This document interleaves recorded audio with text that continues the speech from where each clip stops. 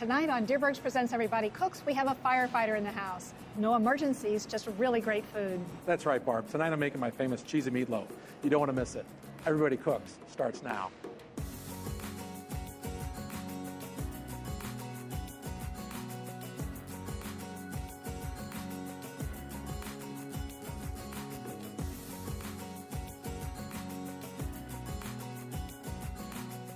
Hi, welcome to Dierbergs Presents Everybody Cooks. I'm Barb Ridenauer. And I'm Marianne Moore.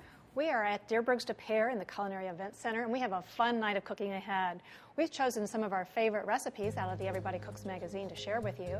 And in just a few minutes, Fire Captain Greg Hymos will be here to share his famous cheesy meatloaf. And we're making a fantastic pistachio baklava later in the show. But first, it's all about the pretzels. From the ballpark to the bakeries to restaurants, they're everywhere. So in the magazine, we take a basic pretzel dough and we turn it into 4 terrific recipes, each one just a little more delicious than the next. You'll see how to make a garlic herb pretzel roll, and at Dierbergs.com, we'll tell you how to turn that into a pepperoni calzone. Now for tonight, we're going to be shaping soft and chewy pretzels and pretzel dogs. So let's get started on the dough. Right. I'm adding brown sugar to a cup of warm water. And I suggest using an instant read thermometer to make sure that the water is between 105 and 110 degrees. That's the perfect temperature for the yeast to start working. I'll add that in and mix it well and let that stand for about 5 minutes or so. In the bowl of a food processor, start with 3 cups of bread flour. Why use bread flour instead of all-purpose flour? It has a higher gluten content, which helps the dough rise really well. Add coarse salt to the mix. Salt actually flavors the dough a bit, and it slows down the growth of the yeast so that between using bread flour and adding salt, you get that classic pretzel texture, dense and chewy. Mix it up for just a second. Make sure the yeast mixture is mixed really well, and slowly add it through the feed tube into the flour. Now you'll process this for about 45 seconds. The dough will pull away from the side of the processor bowl.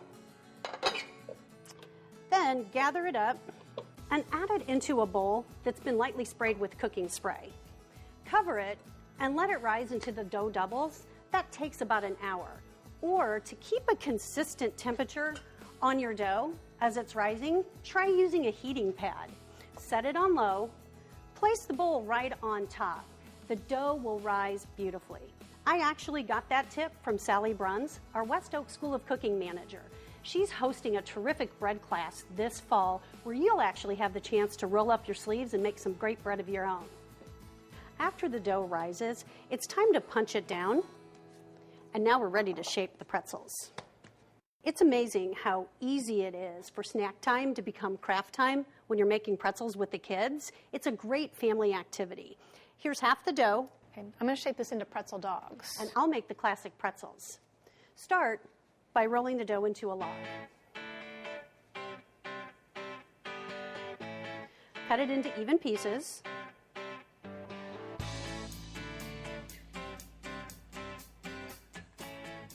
And then you'll roll those pieces into a rope.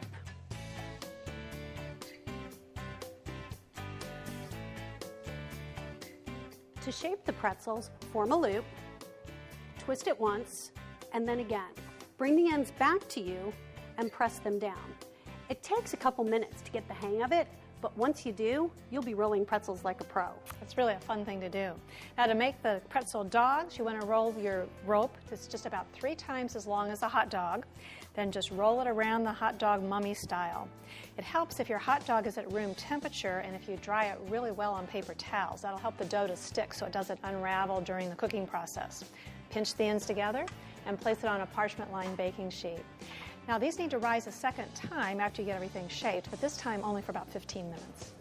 Here's where our bread dough takes a different twist. The next step is to simmer the pretzels. It's what makes pretzels taste like a pretzel. Add a 1/4 cup of baking soda to about 10 cups of boiling water and keep it just at a simmer. Then drop the pretzels in 2 at a time. and they simmer for about 30 seconds on each side. It softens the dough and really creates that great classic pretzel texture. That's what you're looking for. For the pretzel dogs, they only take about 10 seconds per side. Make sure to watch them pretty closely so that they don't unwind.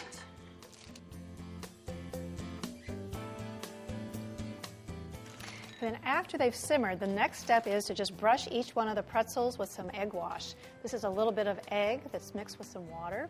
That's going to give the pretzels a really pretty brown, shiny crust to them and also helps the salt to stick.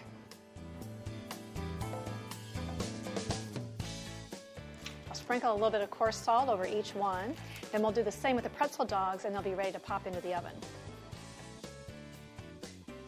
One more trick to get that crispy crust. Place a jelly roll pan on the lower rack of the oven. Then as you put the pretzels in the oven, toss a few ice cubes onto that preheated pan. This is going to create steam and makes that perfect pretzel texture. Wow, and you thought you had to go to the ballpark to get pretzels like these? Now they can come from your own kitchen. So on the back cover of the magazine, we have a delicious beer cheese dip that you can serve with the warm pretzels. You're really going to love that. Or you could also try serving the Dierbergs Kitchen signature honey mustard. Also a good choice.